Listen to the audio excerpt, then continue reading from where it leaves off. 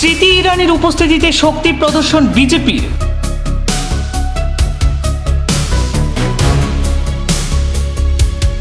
নির্বাচনের শেষ লগ্নে উত্তর করিমগঞ্জে বিশাল র্যালি। উত্তর করিমগঞ্জে স্মৃতি ইরানির র্যালিকে ঘিরে ব্যাপক উৎসাহ কর্মী সমর্থকদের। উত্তর করিমগঞ্জ বিধানসভা সমষ্টিতে নির্বাচনী প্রচারের অন্তিম পর্যায়ে শক্তি প্রদর্শনে নামল ভারতীয় জনতা পার্টি। বিজেপি প্রার্থী সুব্রত ভট্টাচার্যের সমর্থনে এদিন এক বিশাল র্যালির আয়োজন করা হয়, যেখানে উপস্থিত ছিলেন প্রাক্তন কেন্দ্রীয় মন্ত্রী স্মৃতি ইরানি। তার উপস্থিতিকে ঘিরে দলীয় কর্মী সমর্থকদের মধ্যে ব্যাপক উৎসাহ এবং উদ্দীপনা পরিলক্ষিত হয়। এদিনের র্যালিটি শহরের আম্বেদকর পার্ক থেকে আনুষ্ঠানিকভাবে সূচনা হয়। এরপর র্যালিটি শহরের প্রধান সড়ক পরিক্রমা করে। শত শত কর্মী সমর্থকদের অংশগ্রহণে পুরো শহর জুড়ে যেন এক উৎসব মুখর পরিবেশের সৃষ্টি হয়।